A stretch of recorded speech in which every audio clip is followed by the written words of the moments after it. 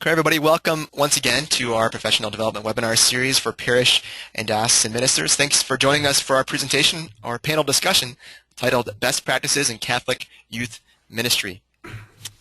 For those of you who are with us for the first time, my name is Jared Dees. I'm the Digital Marketing Manager at Ave Maria Press, and I'll be moderating today's webinar. This webinar is brought to you exclusively by Ave Maria Press in partnership with the National Conference for Catechetical Leadership, the National Association for Lay Ministry, and the National Federation of Priests Councils. Everyone in the audience is muted today, but you are able to ask questions. In fact, we would encourage some questions to come in for our panel discussion today. You can send questions to our presenters using the questions section of the GoToWebinar panel, which you can see displayed on your screen here. Simply click that send button at the bottom right-hand corner to send your questions, and I'll offer as many of those as I can for the discussion today. I'd also like to note that the webinar is being recorded, and the recording will be sent out to you in an email later this week. Unfortunately, you will not be able to see our faces during the recording, but you will be able to see the webinar slides. But those of you who are here with us for the live presentation will be able to see our pretty faces. So with that, I'd like to welcome each of you to our panel discussion. Thank you, Chris, Katie, and Allison. Hopefully Tony will be joining us in just a moment. What I'm going to do is introduce each person, read a little bit of their bio, and ask them a quick question before going on to the next, and then we'll open it up for a few questions. I have some questions here, and then I also have hopefully some other questions coming in from our audience today. So we'll begin, Allison, with you. Allison Griswold is currently a youth minister in Panama City, Florida, but grew up in Hilton Head, South Carolina. After graduating from Franciscan University in Steubenville, Ohio, she spent 2 years as a lay missionary with the Society of Our Lady of the Most Holy Trinity in Belize, Central America. She enjoys chocolate, coffee, and thrift stores. She does not like cats or food on a stick, and she is a regular contributor to Life Teen, and the author of Gifted, Unleashing the Power of Confirmation. You can follow her on Twitter at Allison Griswold with a Z. Allison, there are probably a lot of people who are youth ministers or involved in youth ministry who know about Life Teen. And since you are a contributor to Life Teen, why don't you say a little bit about your experience with Life Teen, either as a contributor or maybe in a parish as well? Yeah, no, I think a lot of people are familiar with the curriculum that is Life Teen and Edge, but I think lifeteen.com definitely deserves a shout out. Christina Mead is the content editor there, and I joke that she is the youth minister for all of the youth of America, really, that read this website and are able to get articles on just all sorts of stuff, relationship, faith, society, movie reviews, and I've had so many teens share, actually, that they've read something on lifeteen.com and then they want to ask me more about it, or they've shared it with their friends who aren't in youth ministry and are now interested in the faith more. So it's a really cool tool for evangelization, and I think it's something that people are less familiar with. A lot of people have heard of Life Nights, but maybe they're not aware of the online content. So lifeteen.com, I'm really proud to be a contributor for it, and just think that they do great work there. So check it out. Yeah, they've got resources for youth ministers, but also I think kind of witness resources from people who are in college or in high school. Even some, they've got BuzzFeed style stuff, movie reviews, a lot of, even when I get on, I'm going, wow, that was a great idea. So they share a lot of really great content there for sure. Good. Well, Allison, obviously we want to hear more about your experience as youth minister in other areas, but thanks for giving that little background information. So Katie Prejan, thank you so much for joining us. You are a theology teacher and a parish youth director and a nationally known speaker based in the incredibly humid state of Louisiana. This is why she has such frizzy hair. Katie has her BA in theology. Katie has a BA in theology from the University of Dallas and is currently working on her master's from Notre Dame Seminary in New Orleans. So Katie, you're somewhat unique, I think, in compared to a lot of youth ministers in that you are a classroom high school teacher as well as a youth minister. So to many people, these are probably different roles, very different activities. But can you share a little bit about how you balance the two in your own professional life in ministry? Yeah, well, the term I like to use is classroom evangelist. I treat my students as my students, as my youth group kids as my youth group kids, and it's kind of funny when the two of them blend. It's more difficult for them because they don't know what to call me. Are you Miss Prejan? Are you Katie? They don't. So it's just kind of become hey you or ma'am most of the time. But I find that what I do in the classroom is much more content driven, as far as we have a textbook, we have tests. And then when I get into youth ministry, whether it's Bible study or a life night that we have in our parish, all of that content transfers over into a fun, more approachable way to teens that get to choose to be there versus teens that have to sit in my class because they go to this school. But my role is always the same, and that is always supposed to be a person that's witnessing to the faith and teaching the truth. And so I think as long as I keep that as my foundation and my rule of thumb, that's who I am, the two blend together very nicely. As far as the teens are concerned, it's the same content and the same truth. It's just the method of delivering it. Notes in a class versus a proclaim talk in a small group session or just sitting around on couches. So that's really kind of, the two blend very well in my mind. How do you think being a youth minister has helped you be a better teacher? It helps me know how to read a teenager. Like when I see them, I can see the question on their face that, okay, well, you're asking me if having sex before marriage makes me go to hell. You're probably really struggling with the fact that maybe you made a mistake. And so I'm able to approach answering their questions as a teacher in a much more charitable fashion rather than I'm the arbiter of all truth and I have to give you a black and white strict answer. We have a black and white faith, but we live in the gray area as human beings. And so as a youth minister, I've learned how to navigate that gray area, and so as a teacher, I can be much more approachable with that knowledge. I love that. Thank you. Katie, thanks so much for being here and taking your time out of your school day to join us for the webinar today. It's an escape for me. It's a good thing. Katie, I'm going to call you out, but Katie says her kids are working on a worksheet right now. She's not a worksheet teacher, but she had to give them something to do while she's doing the webinar. Something to do. Thanks, Katie. You should put on a movie. No gosh, that's even worse. I'll fall asleep. All right. You just heard from Chris Wesley. Tony hopefully will join us in a little bit, but I want to introduce Christopher Wesley before we begin into our larger group discussion. Chris has been a youth minister at the Church of the Nativity in Timonium, Maryland for over 9 years. He lives in Pikesville with his wife, Kate, and his sons, Matthew and Benjamin. Chris loves to cook and create new recipes, and he's an avid runner who believes there are no limits. To learn more about Chris, you can visit his youth ministry journey. Visit his website, christopherwesley.org, for Marathon Youth Ministry is what he calls it. So Chris, a lot of people will know you because you've also been on a webinar with us before and probably ever heard of your parish before because of the book Rebuilt. Why don't you tell us a little bit about what you're doing this year? What are you experimenting with at the beginning of this school year? I know a lot of people are probably familiar with what you've been doing already, but give us some of the new stuff. Sure. I'm trying this new thing called sleep. I haven't done it for the last 4 years. No, just with 2 small children. No, that's a great question. Yeah, a couple of the things we're working on are just really small things. Like one of the things that we're looking to do in our student programs is make offertory a regular part of it. It's not, our student programs are not a substitute for Mass or anything like that, but we've struggled over the years to really teach students about tithing. And so, I met with our worship director and our music worship director and a couple of our volunteers, and like, how can we implement offertory into our student program? And then as a student ministry in whole, in our high school and middle school ministry, we've been, we have this rally cry where it's healthy volunteer corps. So what we've really been working on is getting our volunteers just like one big community, one big family, and figuring out ways to do that. So how can we invest in our volunteer corps? That's I think interesting. You bringing up stewardship and offertory. That's I think a really unique thing. How exactly do you present that to the kids in a way that's going to? I mean, first of all, I think it's a big gap that we have as Catholics, but especially as young people. How do you present that in an effective way to kids? Well, that was the thing. Is first kids are coming on a Thursday night or a Sunday night, and some of these kids have never been to Mass before, or they haven't dropped anything in the offertory basket except for that $1 that they did when they were in like 2nd or 3rd grade. Right. So one is designating a whole series to doing that, which we usually do in the fall, but mainly at the beginning of every program in our announcements, our MC will come up and say, hey, tonight, as part of our worship, we'll have offertory, and this is for our church regulars. So if you're a newcomer, if this is your first time here, if you're new to Christ or whatever, it's not necessary, but this is a chance for you to learn how to trust God more, not just with your finances, but with your life.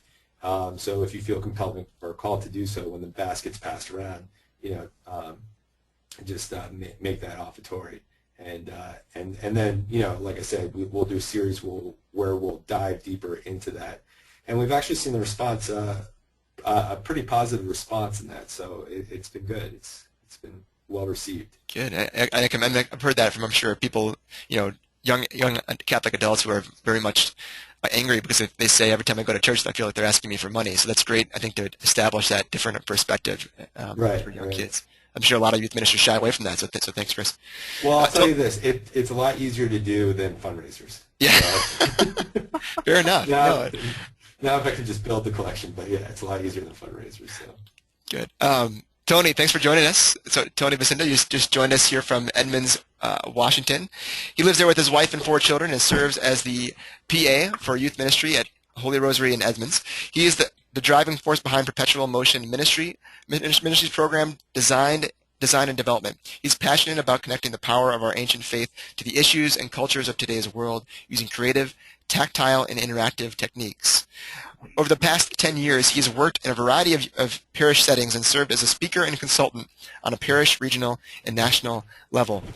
Tony, I like something you said in your bio. You said you are passionate about connecting the power of our ancient faith to the issues and culture of today's world using creative, tactile, and interactive techniques. What do you mean by that? What are some examples or ways in which you're doing that as a youth minister? Yeah, so postmoderns overwhelmingly are looking for concrete, hands-on, tangible experiences of the faith, which can seem really challenging when we're talking about these big, abstract concepts. But in a lot of ways, it's a great time and a great place to be church because we have always been so sacramental, so tangible, so hands-on, understanding that God's incarnated and present in the world around us. So when we go out and when we do a retreat or when we do an event, if we're doing a training, rather than sitting down and just trying to explain, any specific, concept, we want the kids or the volunteers or the youth ministers to actually get up, move around, and experience. And it's more than just role playing. So we did a junior high rally a few weeks ago in Corpus Christi. It was a great event. We had 600 junior high kids there. And we did a couple of keynotes, but we asked that we could come in during the first part of the day when they normally have inflatables, and the theme for the day was On a Mission of Love, the Family Fully Alive, which is the theme for this year's Synod on the Family. And we took that and we started, looking at, okay, well, the mission of love, and what does it mean like to be on a mission? Who goes on a mission? And we actually created an interactive area that was basically a spy training school. And so they came in and they did this completely ridiculous. A lot of it was fun and games, but it was all done in the context of creating their spy profile, which was them understanding they have an identity that's rooted in Christ, that they have an identity that God has given them, that they have gifts. And then we had, endurance training, and we tied that to some of the ways that we have to endure in faith. And they were running away from these giant, 6-foot-tall inflatable balls that their peers are trying to push and make hit them. Pictures online, but we're talking about enduring in the faith and running hard during those times. So we'll take these games, these activities, these team building methods, low rope challenges. We borrow a lot from experiential education, and we'll tie them into faith-based conversations using shared Christian praxis in the experiential learning cycle, so that the kids aren't just going and having a fun game and that was a lot of fun and we didn't learn anything. Maybe we formed community, maybe we opened up, but we're just asking them some intentional questions or drawing some basic points during those activities. That then when we get up and do a keynote, we'll draw into an extended piece. Like we talked about Joshua, who's the patron saint of spies during that time, and his experience leading the Israelites and his community and his family, and tie that into the mission that God's calling them on in their daily lives, that mission of love. And so we like to tie those very physical, very real things into teaching about what it is to be faith and letting kids, especially junior high and high school youth, have a hands-on experience with those things rather than just kind of trying to abstractly talk to them about those things and hope that it resonates with their lives. Really providing an experience that can gather everybody in that space into one, give them all the same experience, and then let them explore and expand that experience throughout the course of the rest of the event. And lots of times it's artistic based. It's great for engaging multiple intelligence, and a lot of other different pieces. But that's a lot of the type of stuff that we do. Tony, I think so many youth ministers are probably, they want to do something about what you described, but mostly they're at the last minute planning a skit or something they want to do a role playing because they have a skit planned. But what you described seems like a lot of planning went in it. That there's a lot of creativity. There's a lot of thought put into that. How do you approach that or how much time, for example, do you spend thinking up an approach like that? There's not just a skit based on Joshua. It's Joshua is used to integrate into this overarching spy school thing. Right. Do you have team meetings, or what do you do to prepare? So we actually, as a ministry, have weekly staff meetings, and we talk about big issues in the ministry of those, but then we break out into teams and we do follow-up meetings, and then I'm director of programming, so I'll kind of do a first pass after we've had an initial conversation and maybe picked a theme. I'll do a first pass, do probably a 2-page, hey, here's, a couple sentences on everything I think we could do. Everybody else kick ideas back in. Hear what everybody else on the team is looking for, what their ideas are, and then I'll take that and I'll spend typically about, on average about 2 days building out 16 different activities and with processing points. And we actually type those up and we put them into a virtual document and then we print it out that we use to train the volunteers. Because our ministry actually doesn't go out and we're not the one running all the games. We actually go in like a day early and we'll train the local youth ministers, the local volunteers, all those different people on how to do those pieces.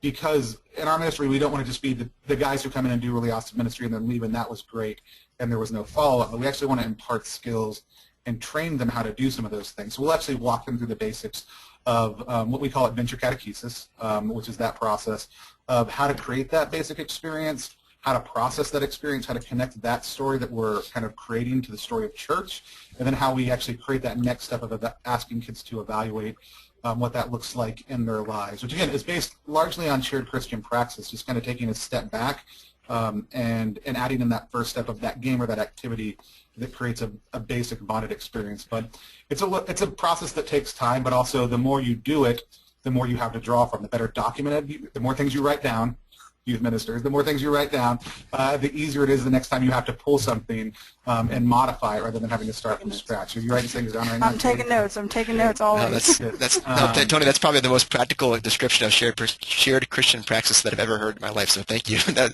incredible. It's something that it's a process that is absolutely life-giving for youth ministries, and that most youth ministers do. And inherently, they just do it automatically, but they don't know the terms, and we wouldn't classify it that way. It took me 5 years of doing ministry before I realized that's what I was doing every single time. Thomas Groom is the person who came up with that. Those of you who want to look that up. Okay, good. So Tony, thank you so much for sharing. Thank you, everybody, for being with us. We have the rest of the time. What I want to do is basically just throw out some questions to the group to discuss and share and offer some of their own best practices. Hopefully those of you who are participating in the audience can also join in with your own questions. I have a couple comments already based on what people are saying, which is great, so go ahead and throw out some questions as well. What I want to do first is, most of you are veterans or somewhat semi-celebrities, micro-celebrities here in the youth ministry world, and I want to get a little bit of a sense for you to go back to the very beginning. Put yourselves into the shoes of a youth minister who's just starting out, either just starting out as a professional minister or maybe at a new parish. You're building up a program from the ground up. There's very little going on from the year before. You have to start from scratch. Where do you even begin? What's the first few things that you do to really start things off? Allison, why don't we start with you? Why don't you give us a little bit of insight? What would you do? Gosh, I feel like I'm always harping on this, but the thing that I didn't do, which I want people to do, is build a life of prayer first. Like, I was in missions for years. I went to Franciscan University, and it's easy to pray when you're in a community that is encouraging you to do that. But then when you're sitting in your office for the first time, looking at your calendar going, okay, what do I do first? And I'll get calls from people that are starting out in youth ministry going, I don't think I have anything to do yet. I'm like, good, start praying. Just and That's great. It looks different ways depending on where you are, but for me in my old parish, it was a time in the Adoration Chapel before I let myself walk into the office, before I checked my emails, before I checked the voicemail. Now it's before I leave my house in the morning. I have that time of just going over the readings. And so two things that I would really encourage youth ministers to do is, first of all, find the book Soul of the Apostolate and read it. It's an amazing, amazing book. And there's one, it's not a heavy read. It's written for folks that are in ministry, lay people in ministry, and how to take care of their spirituality first. And then get some help, enlist a mentor or a spiritual director, someone who's going to hold you accountable and challenge you to grow personally in prayer. Because this is a job, yes, and especially if I think as a new youth minister, you can feel a lot of pressure to produce results really quickly and think, okay, I'm getting paid to do this, so I need to be seen in my office. making amazing things happen, but the amazing stuff has to happen in your heart and soul first, and that needs to begin with prayer. And so I just can't encourage people enough. It took me years to really develop this as a habit and as my, unbreakable rule in youth ministry. But don't be pressured by everyone calling you and asking you about schedules and this and budgets. First of all, work on develop your life of prayer. Okay. That's my. All right. I like it. I like it. Chris, what would you do if you were just starting out again? I would repeat everything that Allison said. I agree wholeheartedly with that. So that's it. No, just to add to the list, yeah, I agree. Life of prayer is huge because it's going to be so much harder to schedule that in once you get into the messiness of youth ministry. Mentorship is huge too. I was blessed to have Tom Corcoran, who's our associate now to the pastor, who's my predecessor, and so he was able to be there, and so he mentored me whether he knew it or not, but helped me kind of get involved. And then I would say two things that I would add on to that is start crafting a vision. And so through your prayer, start asking God, what's the vision you have for this ministry? Because it's not your youth ministry, it's his ministry. He's just put you there in charge. So it's kind of like, all right, God, what is it that you want me to do with the students and the families and the people of this parish? Like what is it that you want me to do, and what are you calling me to do?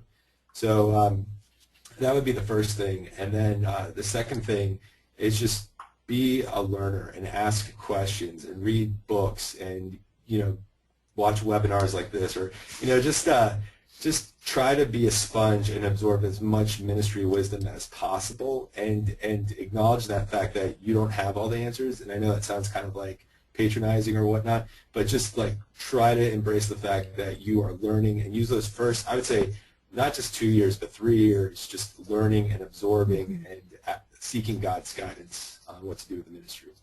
I like how both of you are saying, to take off the pressure a little bit. It's not like you have to do everything right away. Right. Katie, how about you? What would you say? Well, obviously, again, ditto everything they said, prayer and mission. And so I would add to that, start creating a brand and start really marketing what you're holding on to. If you look at, think of Apple. That's the company that I always immediately go to when I think about marketing. It's so identifiable what their product base is, and their logo and their name, and what their products are capable of and what their products are not capable of. The whole concept right now of the Siri versus Katana and what one can do versus the other. It's so identifiable who their company is, what their company is. And I think with ministry, if we have the solid foundation we need, and then we have this awesome vision that we know we're working towards, we need to create not only a name for our ministry, but a real sell it and make it as awesome as you possibly can, and believe that it's really awesome so that it sells really well to the kids. I see Steve Jobs up on the screen up there when he was selling his products. I believed he used his own products. So if I'm going to convince my students, come to a night on prayer where we're going to teach you how to pray, but I don't believe that it's going to be a good night, they're not going to show up. So you have to sell the brand that you then create out of your vision. And that requires learning how to do marketing. That requires maybe sitting down with the rest of the parish staff and figuring out what your resources are for marketing. It's a large-scale production that you can't expect to happen overnight.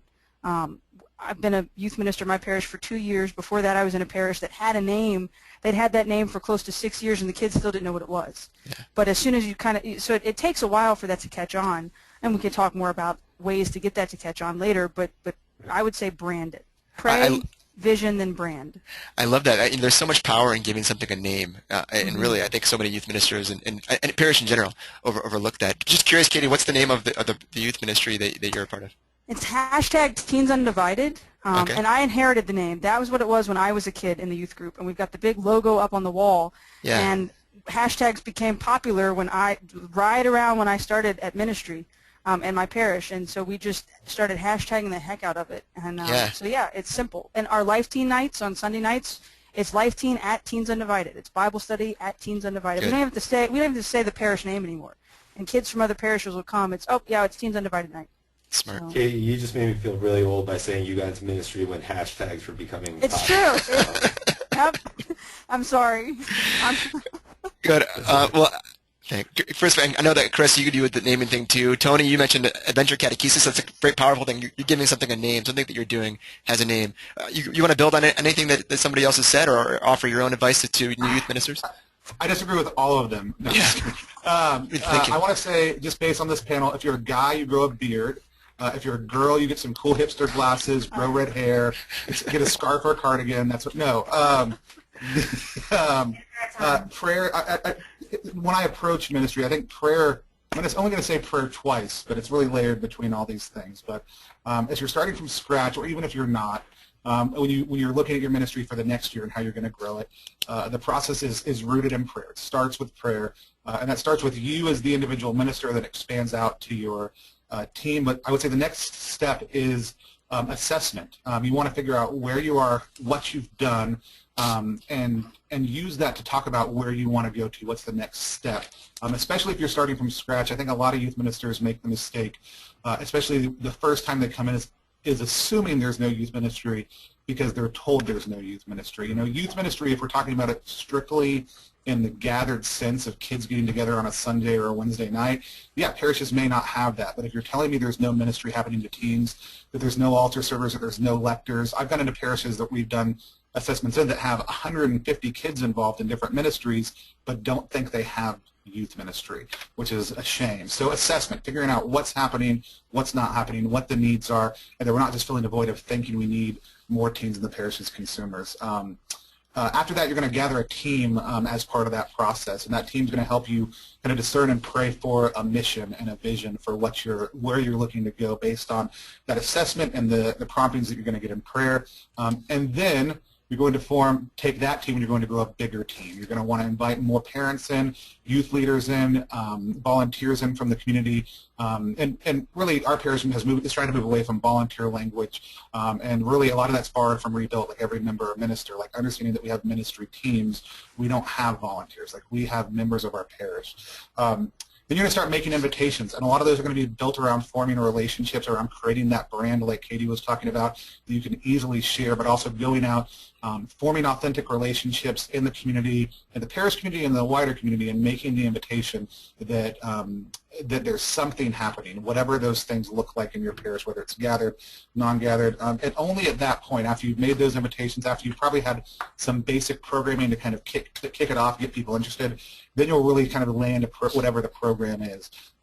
After that, and again, along the way, every single step, you're going to pray really intentionally as you wrap that programming up, thanking God for what He's giving you, and then you're going to repeat that process all over again. You're going to start that assessment process. And that doesn't mean starting everything from scratch. It just means asking yourself the question based on what your mission and vision is. Are we achieving those goals? Are we moving towards that bigger thing? And so that'd be my overall process that I want to look at anytime I'm starting from scratch, and then a mini version of that anytime I'm launching a program or looking at my next year.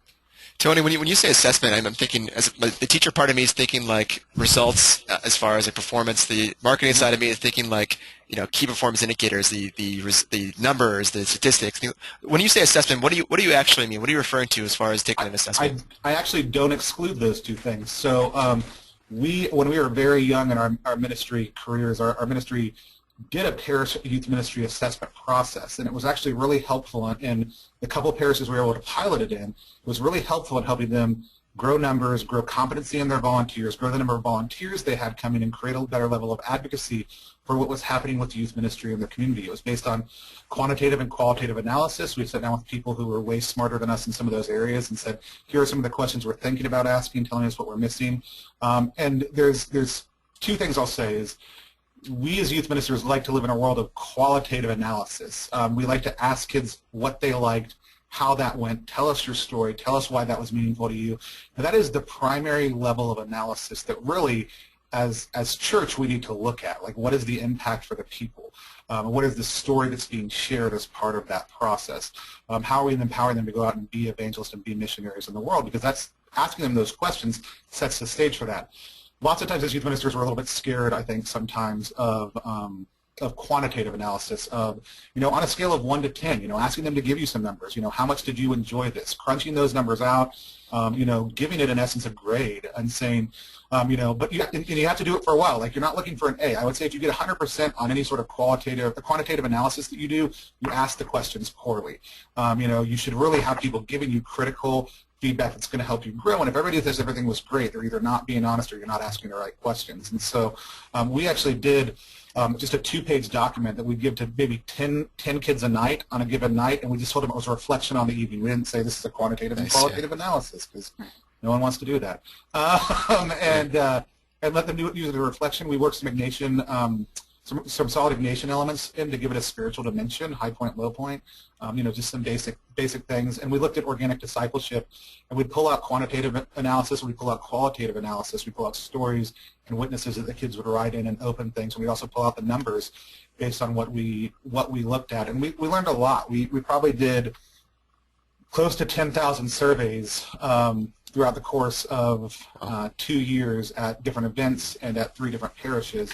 And it told us a lot about what works with kids, what doesn't work with kids. And we surprised ourselves sometimes in some of the things that we give. So if anybody wants information on that, I'd say they can message me, or Jared, I can shoot you what we used to do, and you guys can figure out a good way to disseminate that. But figure that out. Katie also, just to toss it back to her and let somebody else talk, Katie did a presentation on a conference we do online that was about using cell phones in that same capacity, and it was really leveraging technology to get some of that feedback. I'd love to hear, I'd love to hear about that, Katie, because I wanted to ask about that. I broke the first rule that I now give youth ministers. I passed out my cell phone number to a bunch of high school students and then had them all text me at the same time, so my phone froze.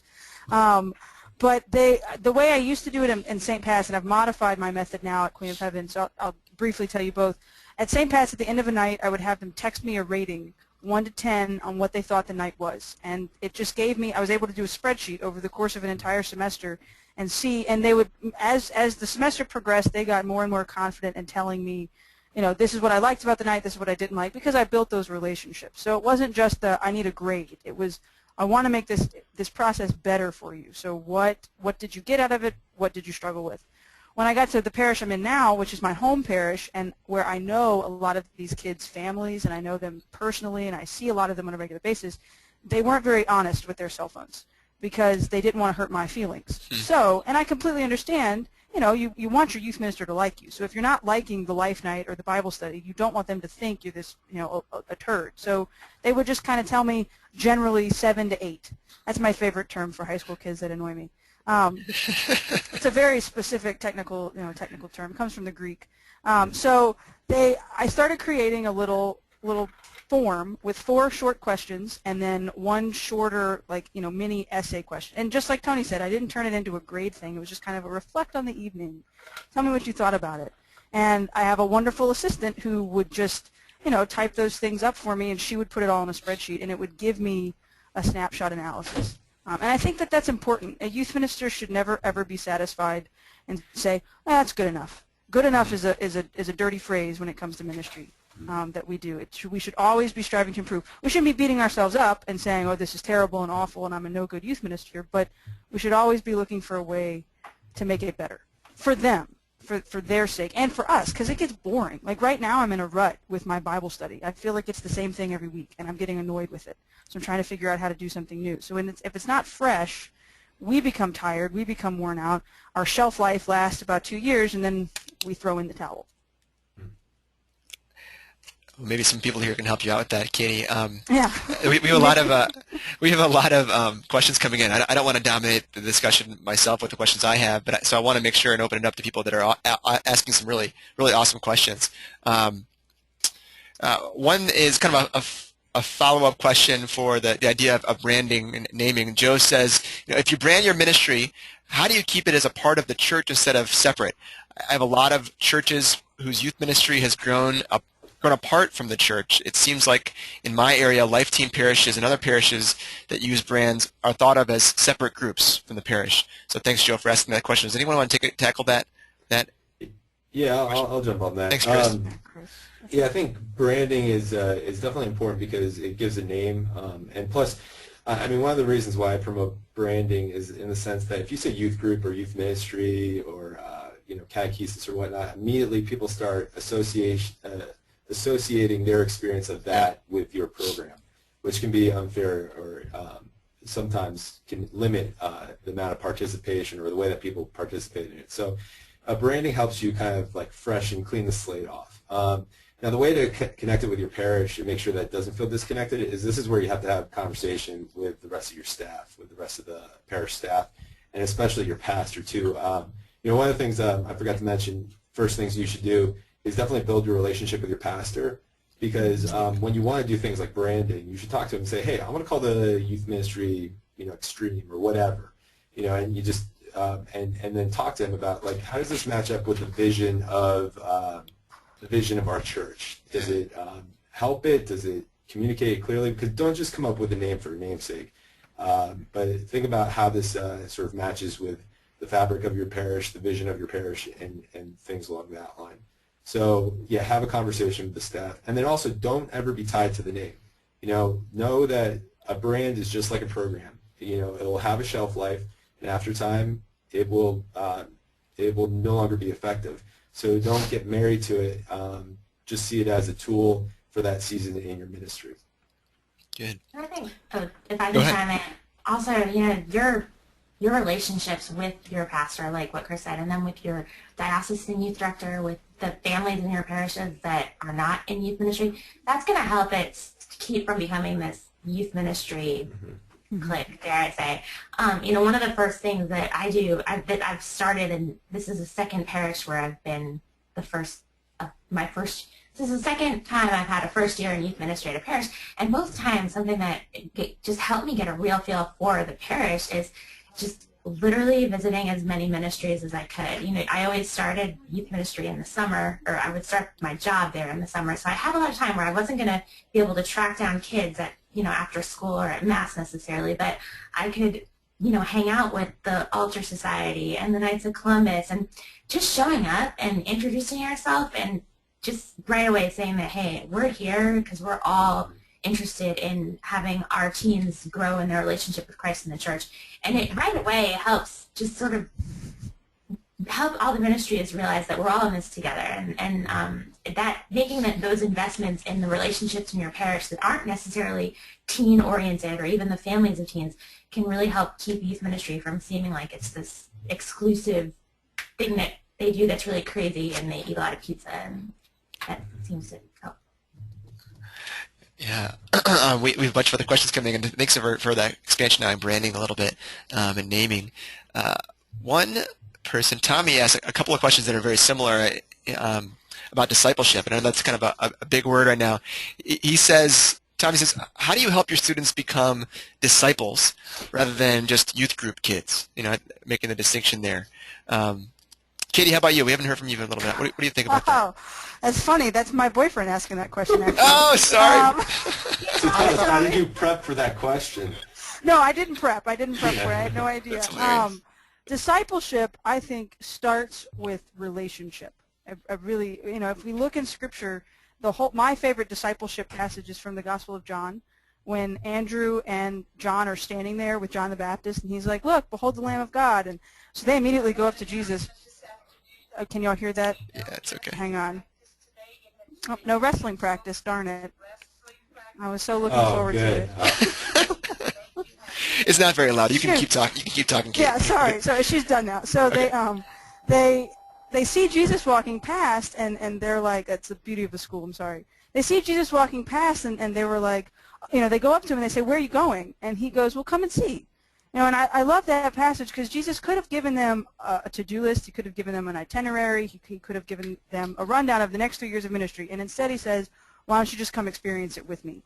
And I think when it comes to ministry with high school students, we have this heap of Catholicism, and we're like constantly trying to pull out all these threads and show them this truth. And that truth has to be experiential. And disciples are not going to be formed until they meet Jesus face to face and go have that personal contact with him and fall in love with him. Because once you fall in love with Jesus, you can't help but become the youth group kid. You can't help but become, not the youth group kid, the disciple. You can't help but become a person on fire for your faith. So it starts with a relationship with Jesus and a relationship with them. You have to show them you care about them and you love them. Not just, I have a bunch of knowledge in my head, but I love you as a person and I want to help you get closer to Christ. Mm-hmm. How's that, Tommy? Can ask him later. Tony, what do you think about that? How do you form disciples rather than youth group kids? You just read Forming Intentional Disciples, and it's all There you go. No, there you go. actually, Done. I wanna. It's a great book. I wanna go ahead and say the 5 stages of discipleship that Sherry outlines, and certainly those were things that got drawn from other sources, and she does a great job of implementing it in a talking about in a Catholic culture and in a Catholic language. But number one is establishing trust. It's just like Katie talked about, stepping back even from forming a relationship. It is, but it's forming a relationship of trust where they understand that it's not that you're not coming there for yourself, that you're not interested in them for selfish motivations, but that that they can trust you, opening up to a sense of wonder, inviting curiosity. I think we oftentimes live in a church culture that is afraid of dissent and afraid of kids asking questions. And I don't mean dissent in the heresy way. We should certainly be on guard against that. But when kids are comfortable enough to ask a real, honest, and authentic question about something that they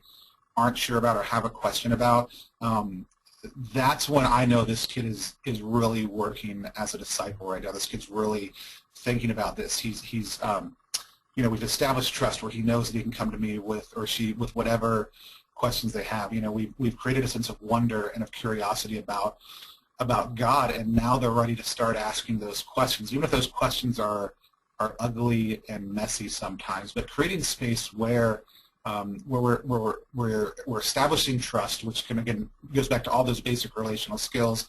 We're instilling a greater sense of wonder about who God is, about what the church is, about the beauty of His presence all around us. And then when they actually are at that point where they're ready to start asking questions, I think is where we as church lose it a lot of the time. We're not ready for that piece. We're good when we're forming relationships, that's great, and when they're initially coming alive to the fact that there's more at work around them than they thought, we're excited. And then when they ask that question that we're like, well, I don't want to have to answer that question for you, or you know, I know you're not going to like that answer, or why are you asking that question?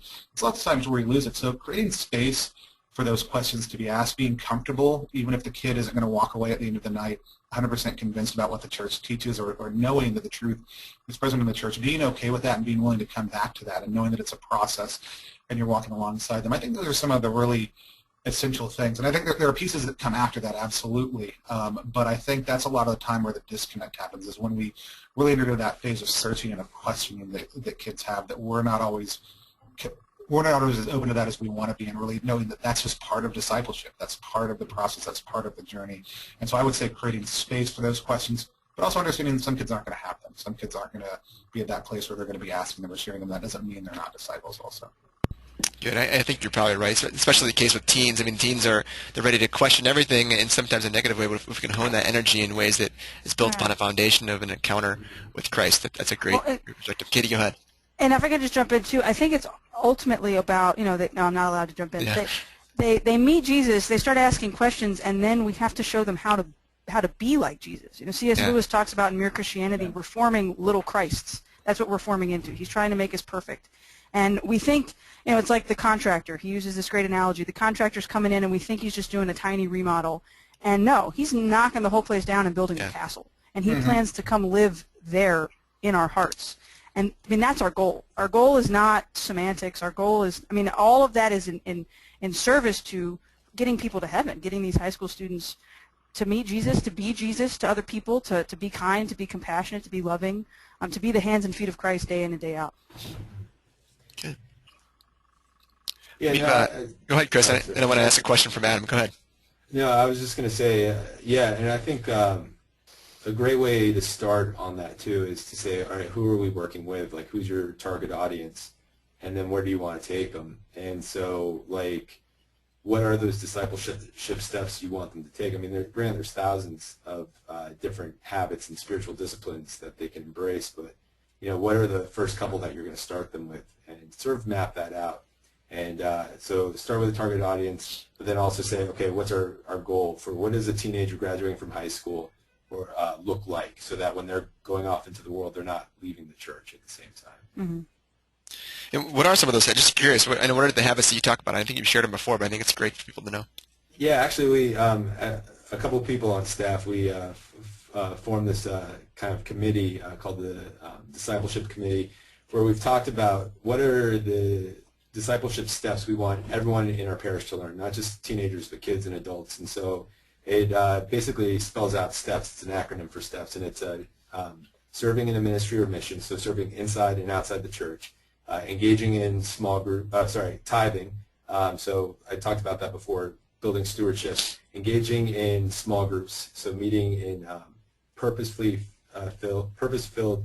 fellowship, and then it's practicing prayer and the sacraments, so engaging in Scripture, engaging in the sacraments, not just preparing for them, but engaging in them on a regular basis.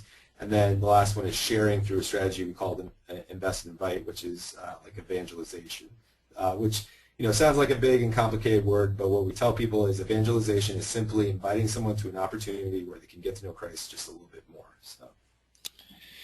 Good. So I wanted to ask a question. Thanks, Chris. I wanted to ask a question from Adam. He brings up a great topic, which is parents. And I know I work with a lot of catechists, and I get that question all the time. It's the biggest challenge that they have, and teachers too. Adam says, and I want to hear the perspective from youth ministry, please. But for a long time in youth ministry, the mentality was for parents to drop off their kids and focus. And the focus hasn't been on catechesis on the family.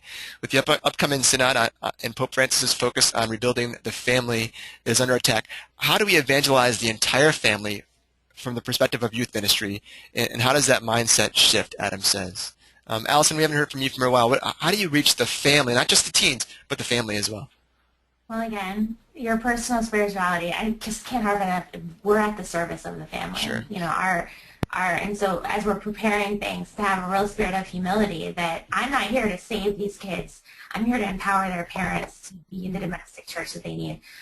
Something really cool, like at a very practical level, that we've started doing for sacramental prep in both our younger and high school age things is when we have the parents come together for their first sacramental prep meeting, we finish the night out in the parish, in the church, and Father has the kids actually pray over their parents the prayers that happen during the rite of baptism, which we have had parents, just because we can tell them, you're the primary catechist, this is your thing, and we can make them sign documents and make them download schedules and all this stuff, but until we really take them back into that place of the liturgy and remind them of the gifts that they were given when they presented their children for baptism, and of the just sacred vocation they have as their children's primary educators or primary catechists, that is really, we've just had parents be really affected by that. Even the ones that are kind of going, okay, why am I having to stay for this meeting? When you've got your teenager praying over you to be the person that God has empowered you to be in their lives, we see hearts really be affected by that. And so just to keep going off of that, just remember that everything we do should be, how can we empower and serve parents? And even in conversations with them, just remind them, like, you are the most important person in your parent's life. Even me on a really good hair day is not going to have the important influence that you're going to have for the rest of their lives. And so just to always have that as first and foremost in our ministry. But that baptism thing was great. I just said, like, oh, Father, let's bring him over for a closing prayer. And he just came up with that. I'm like, oh, we're doing this every year. This is awesome. That's cool. That's brilliant. I mean, I feel like a lot of the parents of First Communion, they go to reconciliation for the first time as their first reconciliation, and this is like a great way for them to experience confirmation for the first time since they were confirmed. So yeah, what a great idea. Good. So anybody else? Who else? Katie, Chris, Tony. Any thoughts on reaching the family, reaching the parents? Yeah. With reaching the parents, I mean, I think it's like, how are you making yourself available to them? And I think there's the danger of, we hear that and we're like, oh, you mean I have to get my cell phone, or, and then I'm available 24/7? Not exactly. Like, how are you setting that up? So one of the things that I've really asked my volunteers to help me with is, when the program is winding down or starting up, to give me the availability to be by the door to, like, talk to parents while they wait for their kids or they're coming up, so that I kind of free my capacity that way. And then I think Sundays or the weekend, especially during Mass schedule, is an important time to be there. And if you see a kid, go up to them and meet their family and just talk to their family and say, hey, I'm Chris. I'm the director of student ministry here. This is what I do. Love to meet you. What are your names? And get to know them, so that they don't see you as a guy over here or a girl over here, but they see you as someone who is looking to partner with them in their faith, kids' faith formation. Mm-hmm. Good, good. Katie, what do you think? I always accept dinner invitations. That's how I connect with my parents. Free food is always top of my list, and it's a joke. I say it funnily, but it's true. That's the majority of the teens that I've really gained close relationships with. I'm just as close with their parents too, and they've kind of I live by myself. I don't have any children. I'm not married. It's like it's easy for them to kind of adopt me into their families, but it lessens the awkwardness of, oh, this person's telling my kid something and I'm their parent. We work together. We're on the same team, and so breaking that boundary sometimes, breaking that barrier, not the boundary, breaking that barrier and going and spending time with their family in their home or in a restaurant, it makes me more human to the parents. So that's take their free food. Take it, always. It's the first rule of youth ministry in general. Have it's all food. about food. Yeah. Tony, what do you think? Katie took mine. I mean, I was going to say I encourage the dads to take me out for a beer also too. So, one of the practices that I really try to engage in regularly is making sure I'm telling the parents the goodness and the holiness that I see in their children, and not in general and vague sense, but in a very specific. Hey, the other day I saw your child, whatever the specific situation were. I think it's amazing that you have a kid who would da-da-da-da-da-da. I think a lot of the time for parents, for me, I've got 4 kids. One of them's entering into the preteen phase. He's got hair in his armpits. Don't tell him I said it on a webinar. He's upset. Poor kid.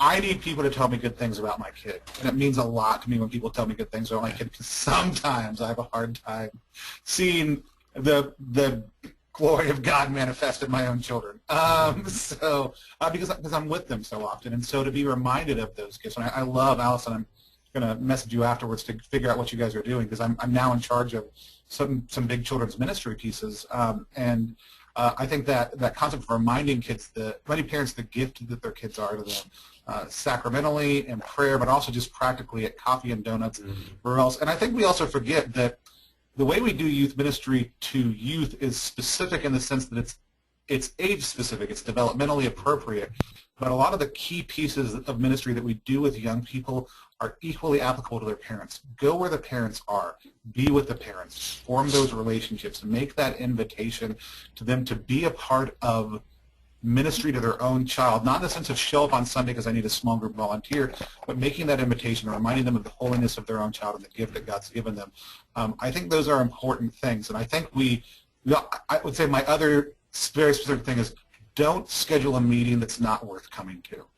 Don't schedule a meeting for parents that is worthless. Don't schedule a meeting for parents where you just review logistics. Every time we gather as church, there should be some moment of catechesis, or if you don't like that term, teaching, and breaking open the word, a moment of prayer, and a moment of dialogue and evangelization towards each other. When I help out with First Communion workshops, I love to ask the question with parents, to have them just turn to the person next to them, or if they're in circular tables with a small group, what's the best meal you ever had? What did you eat? Who were you with? And where were you at? And just breaking open that question, and then allowing them to kind of just share that good experience with each other, and then drawing that into a conversation about the Eucharist is profound. And it makes the meeting not just, well, here's the logistics of how we're going to get your kid First Communion this year. It becomes a moment of catechesis and evangelization and conversation, and draws them more deeply into the story of church. And that's huge. So please don't have worthless meetings. The worst. Because you'll have kids one day and you won't want to go to them. Yeah, well said. There's some great questions coming in again. I'm going to get to one that Lisa just asked, and I think it's a great distinction here. She says, what about ministries that are event-centered, particularly focused around big summer trips to conferences, but when they return, they never see those kids again? How do you prevent that from happening? How do you make sure there's a consistency there? Katie, you reacted there. Katie, what do you think? Well, I don't know if you want to hear what I think. I think big events should be used sparingly, because it creates a novelty, and kids show up that they get on this high, and then you never see them again. Not because they don't love Jesus, but because it didn't stick with them. And I'm saying that as a speaker that goes to those big events. And there's nothing more frustrating than knowing you're standing on a stage, you're saying all this stuff, and you think 2/3 of this crowd is going to love this for a week, and then that's going to be the end of it. I think the youth minister has to be very conscious about A, what events they're going to. Choose the ones that you know your kids are going to enjoy. And B, you create a plan of 4 or 5 follow-ups after that event. A reunion the first time around where you just get to share pictures. And then the second time around you sit down and all of the content that the speakers talked about, shoot the speaker an email. As a person that gets brought into places, there's nothing cooler than getting an email from a youth minister that says, hey, is there anything that you could maybe help my youth group follow up with? So a reunion of 2 or 3 nights where you break deeper into the content of the themes that were just snapshot introduced at that big event.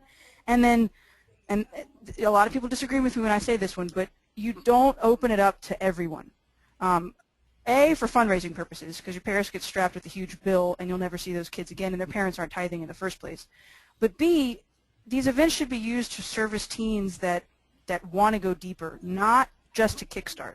So approach kids that you know are going to love it and advertise. I'm not saying don't market and advertise, but really make sure that the kids that get to go are the ones that you know are going to truly benefit from it in the long run and not just a flash in the pan. That makes sense. Allison, I wouldn't be here if it wasn't for a Steubenville conference. You went to Steubenville. What do you think? I mean, I definitely think that it's important to know the purpose of the event that you're bringing your teens to. You know, I inherited a youth ministry in my previous parish where they went on a ski trip every year, and I was like, okay, why are we doing this? It's cold and there's no spirituality worked into this. So definitely trips for the sake of trips, events for the sake of events, no. But I think that there are events that I've also been the youth minister that's totally partnered with a parent to sneak their kid to a Steubenville conference because we knew the kid wouldn't go on their own. So I think that there is a little bit of room for sometimes events, I would especially say sometimes Steubenville conferences, things like that, powerful conversion experiences can melt their hearts in a way that, you know, my Bible study just isn't going to do it. But again, it has to be maintained. You have to have that follow-up. If you're going to collaborate with a parent to surprise their kid with a trip to Steubenville when they wouldn't want to do it on their own, be sure that you're ready to partner up with that parent after the fact and work with whatever the aftermath might be, which it was a success, by the way. I totally but just to be aware of what the purpose of the events are and be sure that you're using them as tools, not as the substance of your ministry. And that's the thing where you really have to talk to your pastor about because, you know, when I was hired here, it was with the understanding that I would take kids to certain events, and I was on board with it. Like, send me to Cove Crest, yes, please. But if that's something, if that can be a real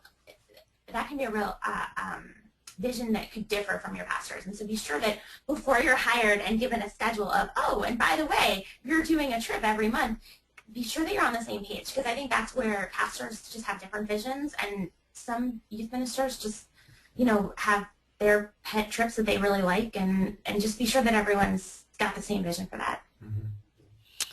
And, we're almost out of time, and I want to make sure and give you each a chance to. I can't believe we're at 4 o'clock almost, but I want to give each a chance to share a little bit, you know, parting advice to young youth ministers that are out there, and also share a little bit about what you have going on, either websites, books, whatever you want to share, speaking, whatever you want to offer. I'll go in the reverse that we introduced you. So Tony, why don't you start us off, some parting words, and then also go ahead and plug your stuff. Again, my name is Tony Vicinda. You can find me online. I'm the only Tony Vicinda that exists as far as I know. But I would love to connect with you guys on Twitter at Tony Vicinda, on Instagram at Tony_Vicinda, Facebook, whatever. But we do have a great event coming up this Thursday, the Rebuild Conference, which are virtual and online conferences. So if online learning, if you're in a webinar, online learning works well for you, I'd encourage you guys to join us either at 12 p.m. Central Time or 7 p.m. Central Time. We do it twice, same content both times, and we gather speakers from across the country, and we stream them out with live dialogue and live moderation that are designed to encourage conversation around how we rethink, rework, and rebuild the way that we're doing youth ministry in our parishes and across the globe. And I do want to say everybody on this panel has been a presenter on that at one point in time, actually. And Chris is going to be a presenter. He's actually our first person to ever present twice. He's going to be a presenter this time around. And it's connected to the National Conference on Catholic Youth Ministry that's happening in San Antonio. So if you're not sure you want to go, and you need a little bit of taste. If you're like Allison, who's going to bail on us and not be there, then you can attend. But it's all virtual. You can watch on a cell phone or a tablet or a computer. You can be in your pajamas. You can gather at the office with other coworkers. Maybe you don't wear pajamas then. Maybe you do. I don't know. But we'd love to have you guys join us. That's rebuildmychurch.org, rebuildmychurch.org, or check out projectym.com for a lot of great online youth ministry content. Love to come out, speak, train, or do anything else at your parish. Also, sorry about the long plug. Go. No, there you go. Carmen just said that, can we do this again? 1 hour was not enough. Well, Carmen, there you go. See you Thursday at the Rebuild. And I do want to say thank you to Ave Maria Press. They're going to be sponsoring one of our segments also, too. Yeah, so. Sure. Chris, go ahead. Yeah, so parting words, just continue to pray and just make time for the Lord, and work on your relationship with your pastor, and just keep dreaming big, and dream big and asking God, where are you leading me, and don't be afraid of where he does lead you, because it will be scary at times. And I don't mean that in a discouraging way. I mean that in a really exciting way. So definitely lean into that. I love connecting with youth ministers. I've been so blessed over these last 10 years just to have people pour into me. So I'm more than willing to pour into you. So you can connect with me mainly through my blog, christopherwesley.org. It's called Marathon Youth Ministry, and shoot me an email at info@christopherwesley.org. We can connect on Twitter, Chris R. Wesley. So check me out there. I'm also really excited because I've got a book coming out through Ave Maria Press in March called Rebuilding Youth Ministry. So it's definitely it's my story. It's kind of the youth ministry version of Rebuild. So definitely check that out. And then we have a huge event coming this November at our parish called the Matter Conference, and you can register for it at matterconference.tv. And it's just a chance to figure out and see what we're doing here at Nativity. If you've read Rebuild, if you want to go deeper and more, if you've heard our pastor or associate pastor speak, definitely come out. It's November 6th and 7th right here in Baltimore. Come out and we can hang and we can talk and get to know one another. So check that out. And then always, too, you can find me on the Rebuild podcast, which you can get from rebuildparish.com, or go to iTunes and type in Rebuild podcast. And every other week, myself and Tom Corcoran, the co-author to Rebuild, we just talk about parish ministry. And we've got actually a great contest coming up. It'll be announced tomorrow, and it's in regards to the Matter Conference. So you have to check that out and definitely engage in that. Good. Well, Chris, we're so excited about your book, Chris, and I know Matter was a great event last year, and I hope anybody who's listening can attend if possible. Katie, go ahead and tell us about yourself. The book is great. I was one of the reviewers, and I loved it. Hey, all right. I'm Katie Prejan, once again, katieprejan.com, and I guess parting words, don't give up. I mean, there's moments of discouragement, there's moments of frustration, there's moments where you just want to break your cell phone and disappear and die in a hole. And those moments will probably happen 2 or 3 times a day, and that's okay. Because sometimes that God gives his toughest battles to his strongest soldiers. Mother Teresa said that. And so I think it's totally okay for you to feel some of that frustration, because it's in that frustration. This school is just killing me. Noel, the ride is here. So don't give up. Don't give up when you get frustrated, and find some friends that can love you and can support you and can hold you up, and you can vent to and drink wine with. Find people to have a network. So katieprejan.com. I'm on Twitter. I'm on Facebook. Katie Prejan. I'm the only one as far as I know. So it was great to be here. Thanks for having me. Good. Thanks, Katie. Allison, last words? Yeah. Thanks, Ave Maria. I would echo everything and just remember what Padre Pio said: pray, hope, and don't worry. Youth ministry brings out all the feels, but that's what the sacraments and friends are for. I am happy to connect with people. I definitely, I'm really happy to talk to any youth minister that's panicking. There's several that I know only through Twitter and phone calls, and it's great. I've loved being able to sort of just be living proof that you can survive, especially the first couple of years of youth ministry, and come out with most of your original hair. So I can be found. There's another Allison Griswald. She's a really big economics writer, so don't message her. I don't know if she gets as many emails on Facebook on youth ministry as I do about the economy. So I'm at Allison Gris ALISONGRIZ, not Alison Griswold. She's a brilliant writer. Like, I learn a lot from her about money. So find me, not her. And then I'm also on Facebook. I'm lifeteen.com is where my blogs are usually up. And then teamcatholic.blogspot.com, I think. But Facebook or Twitter are really the easiest ways to find me. And again, really happy to talk to anybody if they need to know it's going to be okay. I get hugs through the internet, not in real life. Digital hugs. Well, thanks, everybody. I really appreciate you taking the time. I really enjoyed the conversation. I took tons of notes, and I'm sure a lot of other people did as well. So thanks so much for offering your time and talent. I just want a couple of things before we wrap up. Just real quickly, I want to thank once again our partners in the webinar series, the National Conference for Catechetical Leadership, the National Association for Lay Ministry, and the National Federation for Priests Councils. Once again, if you want to connect with Ave Maria Press, we'll be distributing this webinar on video via Vimeo and YouTube, but also, of course, on our social media sites, Facebook, Twitter, etc. The recording of this webinar will be posted hopefully tomorrow, and you'll find it up on YouTube and Vimeo. We'll also post it to avemariapress.com/webinar-videos. There's recordings of all our videos going back to years ago, five years or so of this webinar series. So go back and check out all the different webinars we have from all different kinds of ministries and needs of the church.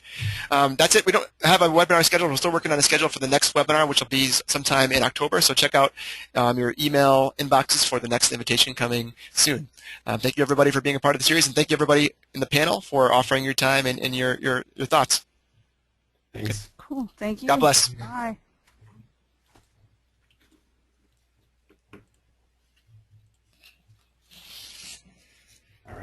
All right. Oh,